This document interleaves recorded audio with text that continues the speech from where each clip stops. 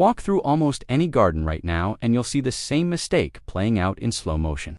Something that looked stunning on the day it was installed. Something the homeowner was genuinely proud of. And something that, within 2 or 3 years, has quietly become the thing they stare at and wish they could undo. I've been designing and renovating outdoor spaces for over a decade. The same 10 garden features come up in my inbox every single month. Different properties, different homeowners, same regret. Today, I'm counting down all 10 of them. Some are draining money from your garden budget right now without you even realizing it. One of them is so common, I'd bet you've either already got it or you're thinking about installing it this spring. We're going from 10 down to 1. The further down the list we go, the worse it gets. You'll want to stay for number 1. It's the feature that cost one of my clients over $8,000 on a tree that originally set them back $40,000. Let's get into it. Number 10. Oversized decorative boulders and statement rocks. Garden centers sell these hard single dramatic boulder placed in the center of a bed. Natural, sculptural, zero maintenance.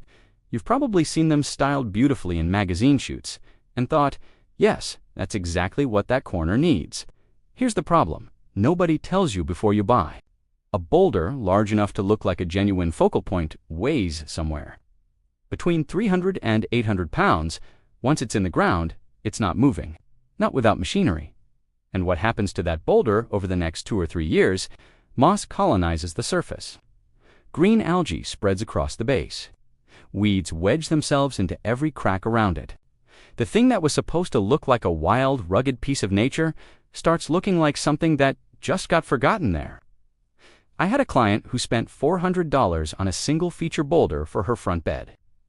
2 years later, she called me asking how to remove it. The machinery hired to lift it out cost more than the boulder itself. If you want rock in the garden, use it as part of a genuine planted rock garden, with low-growing alpines and ground cover filling the gaps. Scale matters. Small groupings of different-sized rocks planted into a slope look designed and considered. One giant boulder sitting in flat ground looks like a problem waiting to be solved. Number 9. DIY poured concrete garden edging.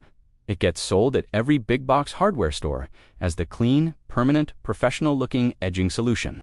You pour it yourself, it sets overnight, it looks sharp and tidy, and you feel like you've finally sorted the border problem once and for all. For about 8 months, you have then the first hard frost hits. Concrete expands and contracts with temperature. Without proper reinforcement and the correct pour depth, hairline cracks appear within a single winter. Within 2 years, sections have heaved completely, sitting at different levels. The clean line you installed has become a jagged, crumbling mess that's now impossible to remove cleanly because it's bonded to the soil beneath it. Fixing it means grinding it out. That takes time, money, and usually damages the lawn edge in the process. Number 8. The Pollinator Paradise Wildflower Seed Kit. Every garden retailer is selling these right now. Scatter the seeds, stand back, let nature do the work. No mowing, no watering, just a beautiful meadow full of color and wildlife. The marketing photography is stunning. The reality is a different story. Wildflower meadows take 2 full growing seasons to establish properly. During those 18 to 24 months, your garden looks exactly like abandoned wasteland. You know what's growing, your neighbors don't. They see weeds. In some municipalities, you may receive a letter from the city asking you to cut it. I've seen it happen. And by the time the meadow actually starts to look like the photo on the packet, at least half of what's growing is not what came in the packet. Weed seeds blow in from everywhere. Without a structured management plan, the aggressive species crowd out the pretty ones within 3 years. If you want a naturalistic meadow effect, buy plug plants from a reputable nursery rather than scatter seeds. Plant invisible drifts with clean-edged borders around the outside. The defined edge signals intention. It tells every neighbor and every buyer that this is designed, not neglected. That single detail changes everything about how it reads. Number 7. Wisteria planted against your house. I want to be clear about something. Wisteria is one of the most beautiful plants in existence. In full bloom, it is genuinely breathtaking. And that beauty is exactly why people plant it directly against the house wall without thinking twice about what comes next. Wisteria is also one of the most structurally aggressive climbing plants you can introduce to a building. The stems thicken over time and become woody. They crush up under roof tiles, they grow into gutters and block them completely. They find gaps in render and mortar and they widen them. I have seen wisteria crack brickwork. That is not an exaggeration. Without cutting it back hard twice per year, once in summer and once in late winter, the plant takes over entirely. Miss one season and you are setting yourself back 18 months of work. The root system causes its own problems. It heaves paving slabs within 5 to 8 years. It can disrupt shallow foundations if the plant gets large enough. One client had a wisteria that had been on the house for 12 years. Beautiful every May.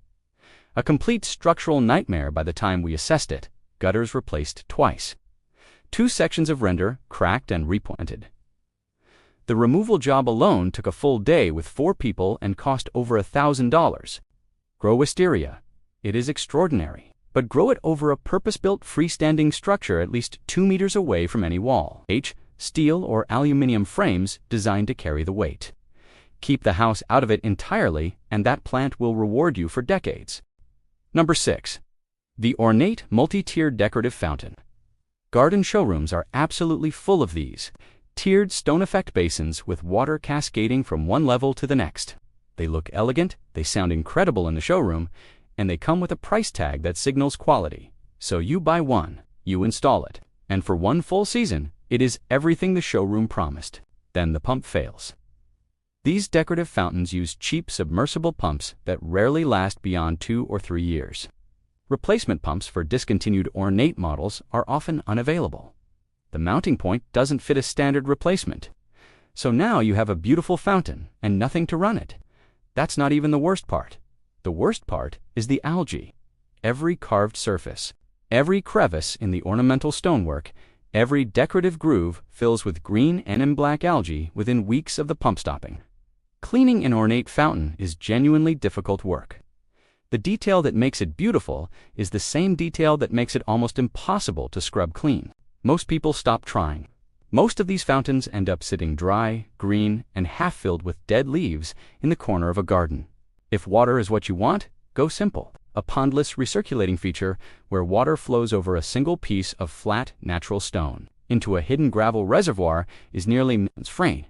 No standing water, no algae bloom, no open surface for mosquitoes. The pump is easy to access, and a standard replacement fits any model. It sounds exactly as good, and it will still be working 15 years from now. Number 5. Cheap thin gauge metal raised garden beds. This is the one that genuinely surprises people because the cheaper versions look absolutely identical to the premium ones in product photos. Same shape, same style, same finish, half the price. And on paper, that makes complete sense to buy. The difference is the gauge of the metal. Premium galvanized raised beds are built from steel at least 2 millimeters thick. The budget versions are often a third of that. Surface rust appears within 12 to 18 months, through rust within 2.5 to 3 years. By year 3, the base of the bed is compromised and soil is escaping through corroded sections. But here's the problem nobody mentions. Thin metal heats up in direct sunlight to temperatures that are genuinely damaging to plant roots. I'm talking about surface temperatures that can exceed 160 degrees Fahrenheit on a hot summer day. The roots nearest the walls cook. Yields drop, plants struggle, and you can never figure out why until someone tells you. The fix? Spend the money on proper gauge steel. Corten steel weathers to a rust-colored patina and never corrodes through proper galvanized steel beds last 20 years or more. Or use untreated cedar, which handles moisture naturally and will last 8 to 10 years without any treatment. The cheap option is the expensive option. Every time. Number 4. Mint and invasive herbs planted directly in garden beds. This one is on the list because of how innocent it looks. You want a herb garden? You plant mint because it's useful. It smells incredible, and every recipe calls for it. You plant comfrey because someone told you it's a great garden companion. You plant lemon balm because it looked beautiful at the nursery. None of this sounds like a mistake. Mint spreads by underground rhizomes. It doesn't stay in the spot you planted it. The rhizomes travel horizontally through the soil in every direction, and they do not stop. Within one growing season, mint is appearing 3 feet away from where you planted it. Within 2 seasons, it is in every bed it can reach. Every single piece of root that breaks off when you try to pull it grows into a new plant. You cannot dig it all out. You will miss fragments. It will be back. I had a client who planted 4 mint varieties in a border bed. Within 18 months, it had taken over 2 full beds and was coming up through the lawn. The only complete solution was to remove all the topsoil in the affected area and replace it. That is not a cheap afternoon project. Always grow mint in a container. Always. You can sink the container into the soil if you want the ground level look. But the roots must be contained.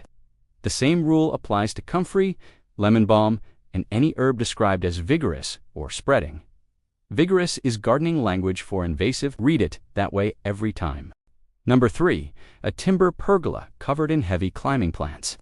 There is nothing in garden design that looks more romantic or more established than a beautiful wooden pergola draped in climbing roses or clematis. It's a classic. It photographs beautifully. It adds genuine character to an outdoor space. It also has a lifespan problem that almost no one talks about at the point of installation.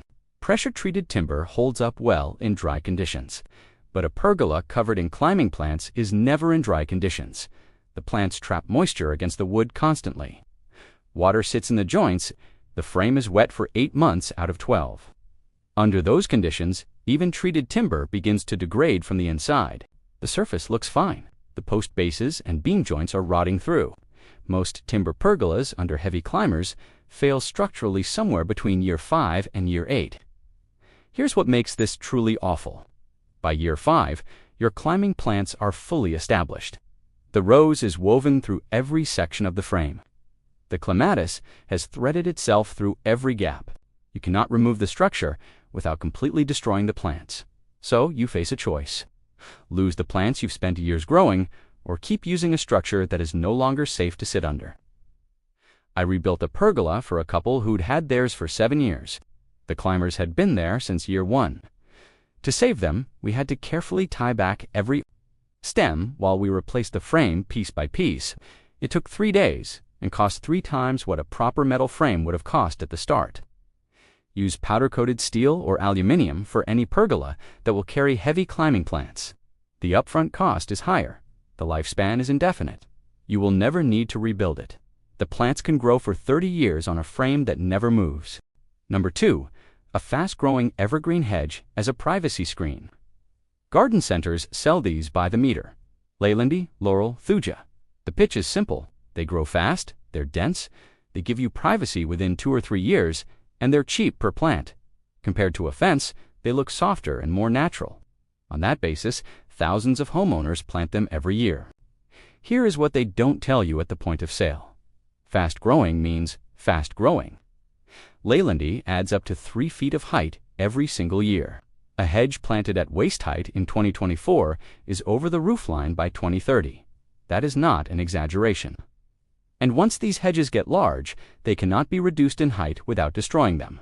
Cut into the old brown wood, and it doesn't regrow. You cannot take a mature Leylandii hedge from 20 feet down to 10 feet. It doesn't work like that. Your only option at that point is full removal.